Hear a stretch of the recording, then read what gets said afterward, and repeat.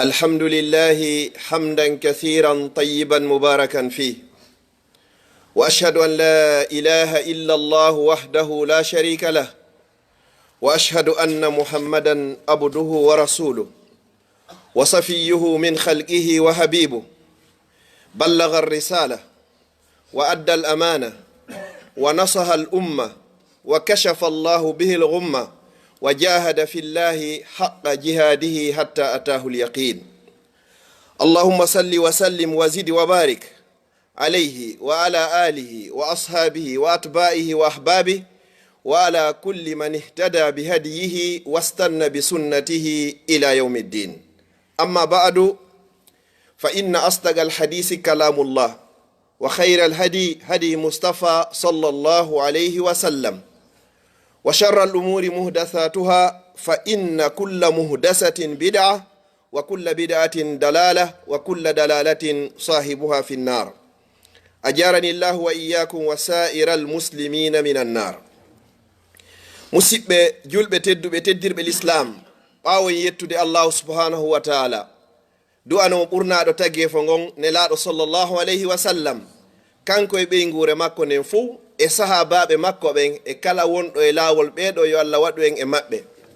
E weltanike subhanahu wa ta'ala tawnuɗo en hannde kadi nde jumaare ɗo,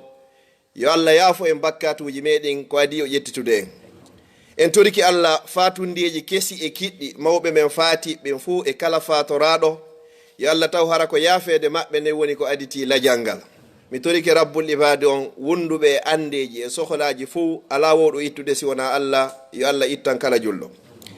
Musidɓe julɓe tedduɓe, toɓɓere ko yewteten hande kon bi isnillahi ta'ala ko nde julɗo fuu haani manditade bimbi e kiikiiɗe fiwata o yanu e nder mayre. Ko honnu woni ɗum? Karamokoɓe l'islam ɓen hiɓe haldi ɓe fotti wopiiji 10 hino ton inɗon yaltinay goɗɗo ka nder l'islam. Sa waɗi gotum e majji haray l'islam on nokkanima. Sa waɗi gotum e majji hay so tawi haray hiɗa ka nder kuur, hiɗa ka nder hoggol l'islam, haray baafal ngal a udditingal a yaltani hoorema, sabu ko waɗɗa kunnon kon. Ko ɗum noon ɗin piiji ɗon 10 neɗɗo fo neɗɗo no haani ɗi manditade, wata yanu e majji hara a andari, ma tewoɗa yana e majji sabu wasugol andugol. أيها الأحبة، فإن موضوع هذه الخطبة سوف يدور حول نواقض الإسلام، فأعيروني بالقلوب والأسماء، فالله سبحانه وتعالى أسأل أن يجعل كل كلمة أقولها هنا خالصة لوجه الكريم، إنه ولي ذلك والقادر عليه. أحبتي في الله، musidɓe julɓe tedduɓe, toɓɓe 10 yaltinayɗe goɗɗo e nder l'islam. Toɓɓere aranere nden ko honɗum ko ashirku fi ibadatillah, sirkangol Allah ka nder dewal makko. Sa sirkani Allah e nder dewal ngal haray a yaltini hoore maka l'islam. Lutti hande kadi sa seedi toy to naatita, kono haray a woni hors de jeu hande kadi. Ɗum non hara ko hombode. Hay si tawi ko leñol ɓurgol teddude e leƴƴi ɗin fof haray a yalti. Ɗum ko ɓuray siyanko ɓen, ko ɗum ɗo yaltinno ton bappiraɓe nelaɗo ɓen, Abu Jahali en, Abu Talibi en e sifa ɓen non fof ɓe wonano ka nder l'islam sabu shirku on. O shirku ɗo non e nder bakkatuji ko bani adama watta kon fof ko shirku on ɓuri mawnude. Joni noon sa sirkani Allah haray a yaltini hoore ma ka nder l'islam. Bakkatu fuu non bakkatu no jorta, no tañƴina, no tijjaka subhanahu wa ta'ala, Allah yaafomo sina ko wiyete kon shirku. Kala mayduɗo e shirku ko khalidun mukhalladun finnar, ko luttinoyteɗo ka nder yiite jahannam. Ɗon woni toɓɓere aranere nden. Toɓɓere ɗiɗaɓere nden ko yaltinta goɗɗo e nder l'islam, man ja'ala baynahu wa bayna Allahi wasa'it. Kala waɗuɗo intermédiaire heedode ko o tugoto e muɗum fiyo hewtoy ka Allah, haray a yaltini kadi hoore maka l'islam. Allah waɗari hay hunde hakkunde ma an e makko, ko inni wa qala rabbukum ud'uni astajib lakum. Joomi mon o daali de ko mi woni jeyɗo on, torelan tum mi jaabinanayi on ta rewru hay e hunde fiya hewtoy ga subhanahu wa ta'ala hara kadi ko ɗum ɗon woni ko torotoɗa hara ko ɗum ɗon woni ko hoolorɗa no woodi woɓɓe hara ɓe waɗi piɓi ma ɓe waɗi bakanji si ɓe fokkiti voyagegol si ɓe yeggiti ɗum ɗon si goɗɗum heɓoyiɓe ɓe innay ko sabu ɗum ɗon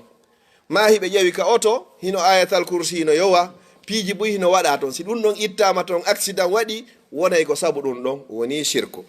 si ɓe yaltude ka maɓɓe ɓe yaltirari ka hoore hoggo ma ɓe yaltiri cenɗe goo lawol ngol welo yaare ɓe innay ko sabu ɗum ɗon a woni shirku a yaltini hoore ma ka l'islam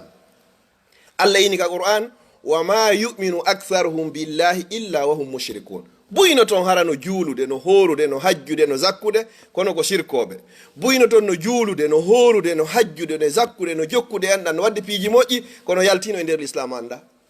allah yeggitino fi ɓen ɗon few ko ɓe woni rewde allah faalaka few sabu ko wiyete shirku yo allah dandu en sirkangol mo hara hiɗen andi ma sirkanen mo hara en anda joni noon ko du'a hombo on tigi jangata fiya daɗo o bone ɗon allahumma inni a'udhu bika an ushrika bika shay'an wa ana a'lam wa astaghfiruka lima la a'lam julɗo du'a ka sedde du'a ɗo ka sujuduma ka tayyama sono be sono jangoɗo allah miɗo moolima nde mi sirkanayma hara miɗo andi mi toriki kama ka miɗo moolima nde mi sirkanayma kadi hara mi anda goɗɗo no sirkana goɗɗo hara tigi on o anda few joni noon a toroɗa noon allah yo dande ɗiɗi noon allahumma inni a'udhu bika an ushrika bika shay'an wa ana a'lam wa astaghfiruka lima la a'lam miɗo moolima nde mi sirkanayma hara miɗo andi mi torikema kadi noon danda yaafoɗalan si mi sirkanima hara mi anda ko du'a labaɗo mo nelaɗo sallallahu alayhi wa sallam woni ko tindini en nelaɗo sallallahu alayhi wa sallam fewno ko ɓe fatoto ko ɓe sakkitino e jeeya ko ɓe wasino kon ɓay ɓe yewti fi julde nden ha gasi ɓe inni julde nden ɓe insiste e muɗum dey wattane hakkil moƴƴa e julde nden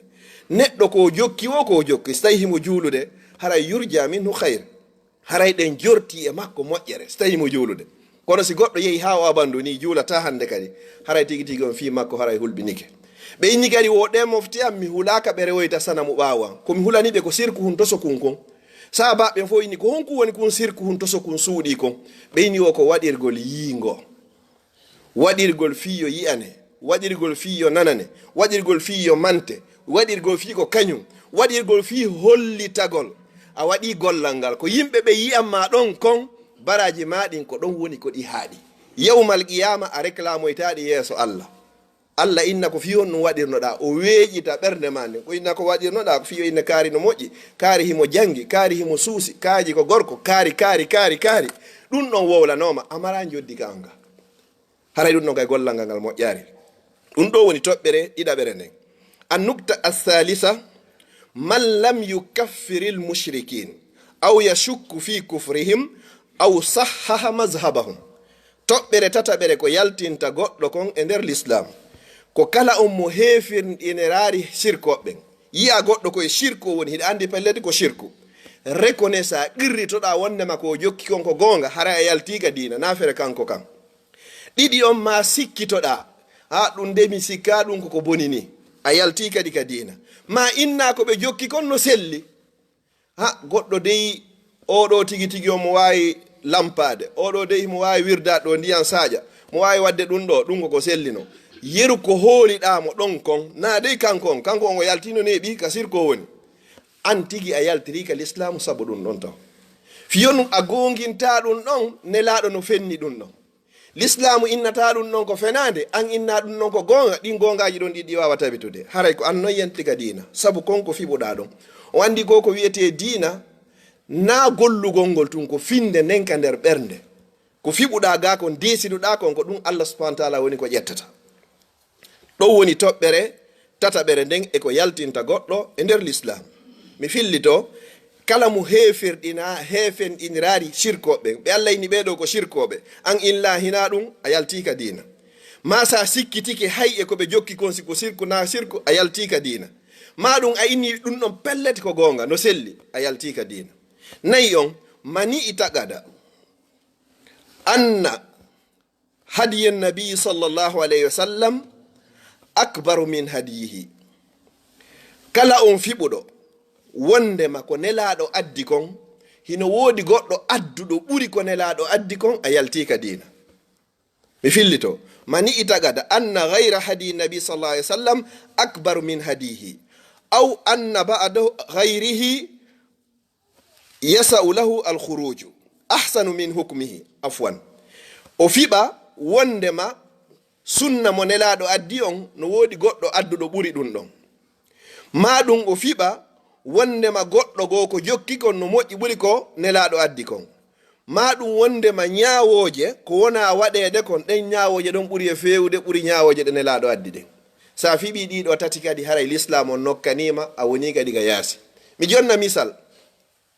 goɗɗo ina vraiment ko l'islam inni mo wujji yo jungo mum taƴe, ɗum ko violence non. sabu ɗum ɗon sa waɗi ɗum ɗon ka ɓernde ma l'islam yaltinima. l'islam ko addirno ɗum si goɗɗo wujji yo jungo mum taƴe ko goto petto jungo mum woni ko taƴa fewno nelaɗo sallallahu alaihi wasallam fof andi jaka yo mo wujji jungo ngon taƴete taƴama kadi ɓe yii kadi goto memitari hande kadi si goɗɗum majjirima sa anditi ka majjirma ɗon aray tawta ɗon goto memata. nelaɗo sallallahu alaihi wasallam on sonnajo wujjunoɗo fewno on say sahabaɓen arno jeejugol nelaɗo ɓay ko iwɗo e leñol yimɓe tedduɓe wondema si jungo makko ngon taƴama haray walaniɓe hersa ko in humiliation ɓe famirno. nelaɗo ha hande ɓe seytinare sifa ko ɓe seytini nden ñande ɓenni ko ɗum ɗo halkuno adiɓe ɓen. sariya on si o waɗama si tawi ko neɗɗo jaafuɗo mara sabu mara sabaɓe ɓe rewna sariya on e hoore makko. si tawi noon ko joma doole joma dambe jogiiɗo doole on noon tigi tigi on ɓe kafinira ɗon sariya o ronka rewde hoore makko. nelaɗo sallallahu alaihi wasallam ɓe maaki ɓe woniri wallahi law anna fatima hara ko fatima o ɓiɗɗo an ɗo mo ɓuri yidde on sarakat ko wara ko o wujjuno laqata muhammadun yadaha wallahi mi taƴeno jungo makko ngo tawi hatti hande kay sabu no nelaɗo sallallahu alaihi wasallam no yiɗuno nene fatima moƴƴa ɓe jogino ɓiɓɓe jeeɗɗo kono ɓen ɗon fof ɓe mayno e gurdam nelaɗo sallallahu alaihi wasallam ko luttunowo ko nene fatima pet wuurite ɓaawo nelaɗo sallallahu alaihi wasallam lebbi jeego ɓeyni wo hayse tawi ko o jiwan ɗo tawata momin ɓuuri e yidde siko o wujjuno mi taƴayno jungo makko ngo. ka on debbo ɗon mahzumiya jungo muɗum taƴano goto wujjitari few par ce que annama joni waɗɗo wo ko ɓe o rewne ɗon hande kadi si grand quelqu'un en memama mi sikki aray petit quelqu'un heeɓino rentoro hande kadi sariya ko ni si tawi o ñiiɓay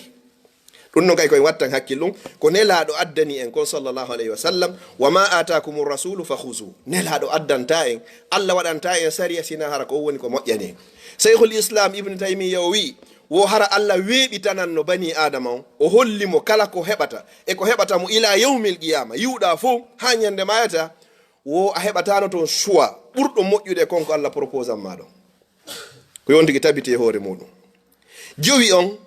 wo man abgada shay'an mimma jaa bihi rasul sallallahu alayhi wa sallam walaw amila bihi kafar wo kala añuɗo gotum pet e ko nelaɗo on kon addi sallallahu alayhi wa sallam haysi a gollitiri kon hara yaltigal islam. mi jonna misal yiya goɗɗo himo accitini waare kono o waare no mettalam o kadi o accitirari ɗum ɗo saabu himo yiɗi ko ɓaydelaɗo inni e waɗe yiya sonnajo no waɗi coñci jilbabu timmuɗi inna min o ɓale ɗum no mettalam kanko kadi o waɗirari ɗum ɗon sina ɗoftagol nelaɗo sallallahu alayhi wa sallam. yiya goɗɗo no raɓɓinɗini coñci mo waɗi sunna jala ɗum ɗon hina kanko woni ko jalɗa koko nelaɗo addi kon ko ɗum woni ko jalɗa sabu noon konko koyfituɗa ɗo l'islam on ɗon a yaltiri ɗum ka l'islam. hiɗa wawi wiide an ala gollitirde a wona préfet on ɗo waɗugol kono terto ɗon walaɓe wadde ɓen ɓe waɗa au moins wata yaltugal islam kono sabotugol dina l'islam on yaltinay neɗɗo on ka nder l'islam wattanen hakkil moƴƴa. jeego on man istahza bi shay'in min dini rasuli sallallahu alayhi wa sallam kala jalkituɗo kadi on andiɗa a añu ɗo noon ko sabotugol wano no ɓe wolirayno ka meɗen ina daari nincaji ɗum ko sabotugol noon ɗum ɗon hina kanko jalɗa ko l'islam on jalɗa. si tawi joni goɗɗo addi ɗo wona masala wona ngal linetiwal ɗo ina kono ɗum kelɗa so inni ngal ɗo ngal kelɗa ɗum ɗo haray hina an soduɗo linetiwal ngal o inni kelɗa ko moƴƴinɗo ngal linetiwal on woni ko o jeeli haray ko usine on to fabrique ɓeɓen haray ko ɓen woni ko o jeeli joni noon ko hombo moƴƴini on sariya ɗon ko hombo waɗi o bani adama ɗo haray ko allah subhanahu wa taala on haray ko ɗum son daari aya ka allah kambani ɗon goɗɗo hana jalugol goɗɗo ya ayuha allazina amanu la yaskhar qawmun min qawm ko ɓuri kon mo yiyata goɗɗo no jooɗi no jala yimɓe no aybina yimɓe a tawa ɓe wonaɓe aybe no moƴƴi ka Allah no yiɗa ka Allah ɓuri on neɗɗo wonɗo e wadde ɗum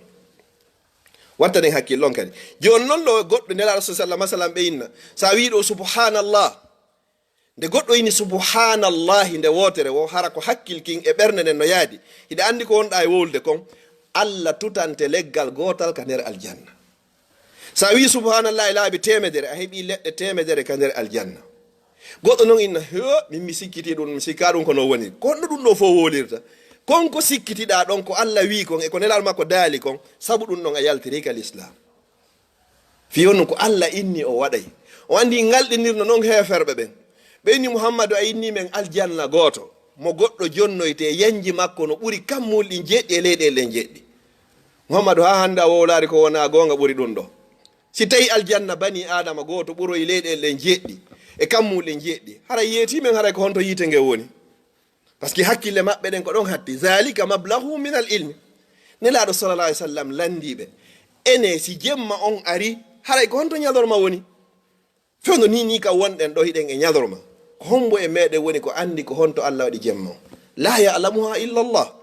goto anda fewno ɗo ka jemma woni sina Allah subhanahu wa ta'ala joni noon on wawɗo ɗum ɗon himo wawi kay nde wiwɗa subhanallah nde wotere wo Allah tutanama leggal ka nder aljanna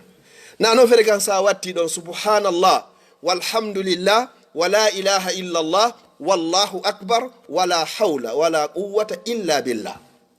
nelaɗo maki wo akthiru min qawli subhanallahi walhamdulillah wala ilaha illa Allah wallahu akbar wo fa innahunna kanzun min kunuzil janna woɗi konguɗi ɗo nayi hebbine wowlugol ɗiɗo woɗi ko ngalu jeeyangu e ngaluji aljanna kala ha falaɗo heɓde recherche jeeyaɗo e recherche ji ɗin ka aljanna yo wowlu ɗiɗo fofango e artirango bimbi e kikiɗe jemma e ñalorma o salligi o salligaki o laaɓi o laaɓa wota taw tun hara ka nder hurgo woni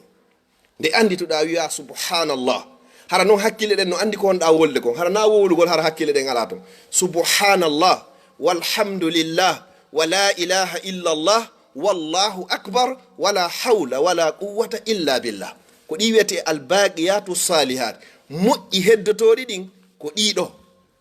ɗon andi qissa en woliɗo annabi Suleyman alayhi salam Allah okkunomo doole Allah okkinomo doole o laami hay hendu ndun e jinnaji ɗin fo ñande goo noon himo feƴƴirani e ngesa tawi remowo on hino ka ngesa mum ɓay remowo yi doole annabi Suleymana ɗen o dari o jogi keri hum makko o darti o yini wallahi Suleymana okkama laamu mawnugo laqad utiya Suleyman wa ahluhu mulkan aziman o heɓi laamu timmugo tigi tigi on na yimɓe wona jinna fof no iwtiri ɓaawo o nanay hay ko kulle ɗen woni e wowlde kon hay korndoli ko wowlata o nanay pellete laamu ko haaɗo laamu ngun hakke ko ngu mawnuno annabi Suleymana o tori rabbi habli mulkan la yambaghi li ahadin min ba'di Allah jonnan laamu hara simi feƴƴi goto heɓitata sifa maggo Allah inni mi jaabinanima Allah jaabinanima goto wawa laamade jinnaji ɗi laamu henduno so fokkitino ɗo joni yawgol envers maka meɗen lagine ko hendu ɗum woni e ɗo jooɗo hoore tapi ndu ƴetta no déposé amo lagine na yawgol ɗo Brixer Airline ɗo ma ya tappuɗa joni waɗa réserve anelam biye oɗo ko ni Allah okkirnomo ɗo Allah okkimo ɗum ɗo joni noon ɓay o feƴƴidi e ɗum ɗo remowo yi ɗum ɗo o inni o heeɓi laamu mawnugo annabi Suleymana o nani ɗum o seli o yehi ha o tawoy o remowo o inni ko honno wiwɗa remowo on filliti o inni wallahi la tasbihatun wahidatun fi sahifati lmuslimi yawma alqiyama a'zamu inda Allahi mimma utiya Suleiman wa ahlu womi wondiri Allah ko goɗɗo wiyata subhanallahi nde wotere pet ɗum si waɗo yama ka balance neɗɗo yawmal qiyama ɗum no mawni no teddi ɓuri koko Suleymana okkaɗo kañum e ɓeygore muɗum fop subhanallahi goto hara hiɗa andi signification makko senade wodani Allah senade wodanimo o laaɓi e kala ko wiyete kon ɗuytare ko ɗum woni signification subhanallah laaɓal wodanimo mbajjuran ka ko wodanimo kala ko ɗuyti e ayyiɓe ɗum ɗon Allah woɗɗintinama e muɗum ko ɗum woni subhanallah si ɗum ɗon feƴƴi toɓɓere jeegaɓere nden eko yaltinta goɗɗo e nder l'islam on en wowri ɗum no man istahda bi shay'in kala on jalnoriɗo fi dini rasuli sallallahu alayhi wa sallam sawabihi aw iqabihi ma inno go Allah letto e oɗo façon ɗum ɗo masalan neɗɗo mo ittata zakka inchallah ko ɗum yewtoyten ko arata bone neɗɗo mo Allah hokkori jawdi sali ittugol zakka. jeɗɗi on min nawaqidil islam ko wiyete kon assihru, ko wiyete kon bile yagal. ya goɗɗo himo darini o janga goɗɗo o fifoni tu ñaaki yalta ko bile yagal non. haddu sahiri ko darbatum bis sayfi, neɗɗo bile fo ñawore makko ko l'islam ko taƴugol hoore makko ne. na goɗɗo ina o wutta ɗo ni yite yalta ma ñaaki yalta ma o inna leydi moɗum o leydi ni moɗam ko piiji sa yiiɗi an ɗi ngalɗinte si a anda, kono ala ko weli waɗude hewtiti ɗum. no mari sartiji 6 ma ɗi 5 si a waɗi ɗin ɗon a timmini ɗin ɗon a ina yoni ɗum waɗu Allah wannama ɗum non. kono nde ɗa waɗa ɗin ɗo wo haray Allah an e on haɓi on signay contrat kadi ñande mayɗa o ko yiite jahannama. kala mo yiɗon no waɗa ɗum ɗon o wakkilike ɗin condition ko tongimo o tuppoyade ka yiite jahannama. si o maayi o tubari ko mayde o naato e yiite jahannama. ko ɗin sartiji jinnaji ɗi waɗanayma ha gasa après noon si ukkoɗa. mi jonnay misal gotal petti e majji, mi ala wolde sartiji ɗin 6 ɗin fof fiwata goɗɗo gollitiroy. no tawa e majji gotum pet wonay balɗe 7 hara a juulari a tuggari tundema e leydi. hara e nder ɗen balɗe 7 ko qur'anaji ɗen 2 ni hara ko ɗeɗo 2 woni paɗe maɗen ko yarata kon ka hurgo natiroya yaltira a wakkiloto waɗugol ɗum ɗon yiwama ɗum. no tawa e majji kadi nanga gertogal jogorogangal ka gabi tanji ɓawo ni huɓɓa yiite ukkangal hara hingal wuuri. jinnaji ɗin ina ñande mayɗa o kono ngal ɗo ukkori gaw an kay ko ni ukkoroyta hiɗa wakkili inna himiɗo wakkili ɓe nda ukkugal. ɗum no tawa e sartiji ɗin. no tawa e sartiji tammo mi accire ni yafoɗon haray neniraɓe tedduɓe haray hino ga Allah no waɗani ɓe joni fiyoɓe laaɓu yo renga on laaɓu yi'ugol ella lewru be lewru. bani adama on noon faalaɗo heɓugol ɗum ɗo haray o ƴetta konko fiilorteɗo lewru be lewru ko ɗum o windirta deftere Allah nden. si a wakkilike ɗiɗo haaɗi timmoyiɗi 6 ɗin haray hande gay sa inni yiite yaltuge yaltay, sa inni leydi moɗugo moɗay, oɗo haray ko julɗo ka ko kefeero. kala mo yiɗon no waɗa ɗum ko honno andirton taw ko yimɓe tunuɓe taw ko ɓorni kon taw on yiyata bile ha hande ka laaɓi. ko neɗɗo laaɓuɗo ko on laaɓata on non o lanni dino e mum few ko tongi mo yiite jahannama haray tigi tigi on ko mayde. eɗo andita goto pette arno Konakiri o hukkodiri ɗon e karamakojo o inni mi tori kema mi faalaka haɓen fiyon ɗum ko an woni e ɗaɓɓude aljanna min ko tongila yiide komi mayde par ce que himo andi ko waɗi kon. haray ɗum na miracle ji noon wata goɗɗo yahu ɓagoroya ɓenɗo ina kaarijo so ini ɗum ɗo e waɗu ɗum waɗay la ko Allah pette hani innugol ɗum ɗo waɗay ɗum waɗa. nelaɗo sallah sallam ɓe maaki kullu insanin imam malik afwan neɗɗo fo neɗɗo so wowli goɗɗum ko wowli ko goɗɗum no ƴette goɗɗum kan no rutte e makko no resete few sina nelaɗo sallllahu alayhi wa sallam. si ɗum noon feƴƴi toɓɓere 8 nden muzaharatul mushrikin ko wallidirgol e sirko ɓen kadi e hoore julɓe ɓen woɗa complice e hoore neɗɗo mo wona julɗo. ɗum ɗo no ɓuri fewtude en enen wuruɓe occident ɓen. mi wowlay fiye rento e mum goɗɗo wona ɗo hara ko golliday ɗo e laamu ngu masalan ɗa golliday laamu ngun hino moƴƴi kono naya toñu ɗum e hoore julɓe ɓen. nayo goɗɗo ar joni ka joɗɗen ɗo joni ko nani ɗo o yaw yettino e laamu ngu no harmanma sa waɗi ɗum hare hande ka ya wori ka o regie hino harmi kala wonɗo e wadde yo accu moƴƴa no woodi wonɓe e wadde le wallahi no harmi. sen wolari gonga on ɗo e wolay ko wona gonga ko wallahi no harmi. ya ƴettu etoɗa ha ɓila musidɗo ma julɗo fiya wuuru fiya heɓu gurdal labaɗan fiya heɓu mbuuɗi wallahi a wuuri gurnan kono a mayata gurnan moƴƴa. yottinoygol ngol fi ɓisugol woɓɓe no woodi buyɗo ɗo haray tigiti on watteɓe kolli hara ko yimɓe maɓɓe ɓen siɓɓe maɓɓe ɓen woni sabu ha ɓe waɗa hondu ha ɓe waɗa jungo. ɓay pellete an wo kanko wo kamɓe wo on fo on maye ko aduna woni ko sattata kono pellete lakara on welanayo on tigi an non to welanoytama. woodi wonɓe ƴettude guluje 3 guluje 4 hara golle mum fof ko arugol jooɗo jento kala ko yewta ɗo yaha yottinoya ko ɗum ɗo e ɗum ɗo e ɗum ɗo e ɗum ɗo andu an on a yaltino few ka nder l'islam hiɗa juulude ɗa horude ɗe hajjude kono l'islam on nokkaninoma a nokkanino l'islam si a maayi e nder muɗum a tuubaari ko wabi rabbil kaaba ko to woni joddimande. Yo Allah dando en, yo Allah yaafo en. si ɗum ɗon feƴƴi jeenayon mani itagada anna ba'du nnasi yasau lahu alkhuruju min shari'ati muhammadin sallallahu alayhi wa sallam. neɗɗo kadi so yehi ha o heɓi woɓɓe innaɓe joni hiɗa wawi yaltude o l'islam natoya e goɗɗum ngo. diina ɗiɗi alaka allah si wona l'islam. wallahi musidɓe julɓe tedduɓe, annabaɓen ɓe 124 000 jongandema annabi adam ha sakkitiɗo muhammad sallallahu alayhi wa sallam, hay goto e maɓɓe addari si wona l'islam. allah inni ka deftere makko inna dina indallah, ande dey dina wonka ka allah kan ton. o innari ko woni ka meɗen ga kon enen, ko woni noon ka makko kon kanko ko l'islam. o watti nokku ko kay woni wa man yabtahi ghayra al islami dinan falan yuqbala min. kala jokkuɗo diina go harana diina l'islam, allah dey o jaɓanoytama. o watti yeeso ɗon wa huwa fil akhirati, on neɗɗo ɗon ka laakara ton. o innari ka aduna ga a wuray ga gurdal labaɗam minal khasirin, hara a jeyaɓe hayruɓe ɓen. on wandi wadna no weli hino foti. si goɗɗo heɓi ɗo joni galle moƴƴe, otoje moƴƴe, golle moƴƴe, sonnajo moƴƴe, fayɓe kelɗuɓe, tuiɗi ono timmi, wallahi gurdal labaɗam ha ko ɗum no foti ha. yo allah hokkore en fo ɗum. kono ɓay tu yehi ha ñande goo taƴay lanna few, ko ɗum woni tawata adna on. wa ma mata'ul hayatu dunya fil akhirati illa galil.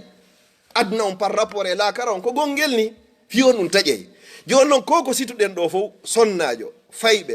galle, jawdi, fowtare, sa heɓoy ɗum ɗo lakara ko abadan lil abidin, ko po ma lannata. ka aljanna a nawnata, a mayata, a ronkata, a juulata, a hajjata, a zakkata, hay hunde e dewal ala to. nawnatake, mayatake, hay hurgo goɗɗo yahata. duuɓi maɗin kadi haray honno ɓe kodayɗi ɗi ƴewata sakko tippoje. hande mi furɗi, janngo hande ko tene faɗ, janngo ko juma. ɗum ala ton. may juulo e juma may waɗ, ɗum ala ton. ko ɗum sa heɓi aljanna haray foppa heɓi. kala ko goɗɗo heɓi so heɓari aljanna haray hunde o heɓari. kala ko heɓi goɗɗo so heɓi aljanna haray hunde ala ko heɓi mo. en toriki allah yo allah hokku en aljanna. wa akhiran sakkiti kun e honɗum ko al iradu an dinil islam la yata'allamuhu wa la ya'malu bihi, ko ɗuragol lina l'islam. a jangata l'islam on, a gollitirta kadi l'islam on, hare kadi a yalti din. neɗɗo si o ala e ɓeydade, man lam yakun fi ziyadatin fi dini fa huwa fi nuqsan. kala neɗɗo tawata o ala ɓeydade e dina makko, haray mo ɗuytade. wa man kana fi nuqsanin fi dinihi fal mautu khairun lahu min hayati. kala tawɗo hande kadi o ɗuytoto tu woni e dina makko, wala e ɓeydade, haray ko mayde nden ɓuuri mo moƴƴande e ɗi gurnanda. a jangata l'islam, andu ala ɓeydade. a gollitirta l'islam, andu ala ɓeydade. joni noon sa ala ɓeydade haray ɗa ɗuytade. si tawi ñande ɓe noon ko perdi wodanma, sa yehi yeeyugol ngol, accugol ngol ɗon a yeeyari, mayde nden ɓuurma moƴƴande hande kadi e ɗi gurnanda. en toriki allah subhanahu wa ta'ala, yo allah hokku en battane moƴƴo. aqulu qawli hadha wa astaghfirullah li wa lakum fastaghfiruhu innahu huwal ghafurur rahim. alhamdulillahi wa kafa summa salatu wassalamu ala ibadihi allazina istafa wa ba'd.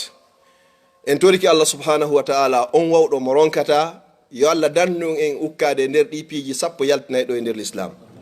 en toriki allah kadi si tawino kadi hara hiɗen e nder majji nu, ɓaawo andugol, wasugol andugol, yo allah yaltingen e majji. kala mo ukkaki e majji yo allah dannu mo ukkagol e majji. wonɓe majji ɓe yo allah o yaltimɓe, yo allah wurno en koyen julɓe, yo allah ƴettito en hara koyen gomɗinɓe, yo allah dandu en ala e wawata e jogede. mi toriki allah subhanahu wa ta'ala, yo allah wurno en fodde ɗan gurdal no moƴƴani en, yo allah ƴettito en ñande tawata ko o laakara woni ko moƴƴani en. mawɓe men faatiɓe ɓen fof kesum e kiɗɗum ko allah woni okkowo aljanna, yo allah hokkuɓe aljanna. mawɓe men ɓen fof luttuɓe e hoore gurna, yo allah pooɗu balɗe maɓɓe, moƴƴina battane maɓɓe. enen sukaɓe kadi yo allah hokku en gurnan juutuɗan waɗaɗan barki. mi toriki allah subhanahu wa ta'ala, o jannatul firdausil ala yo allah waɗu geɓal meɗen. kala e meɗen, kala ka julɗo woni wonduɗo e ande, yo allah ittan mo ande. kala ka julɗo woni nawnuɗo ma nawniraɗo, yo allah on sellinmo, sellinanamo. kala julɓe marɓe ɓen fop yo allah on ɓeydanɓe waɗa barki. kala mo joga kadi yo allah okkormo ko ɗuuɗi, ko laaɓi, ko dagi, ko waɗa barki. musidɓe meɗen ɓen fof, kala sonjorɓe fi kaydiji ɓen fop e nder occident on fop, yo allah okkorɓe kaydi wondude nafa e barki. mi toriki allah subhanahu wa ta'ala, yo allah wurno en fodde gurdana no moƴƴane,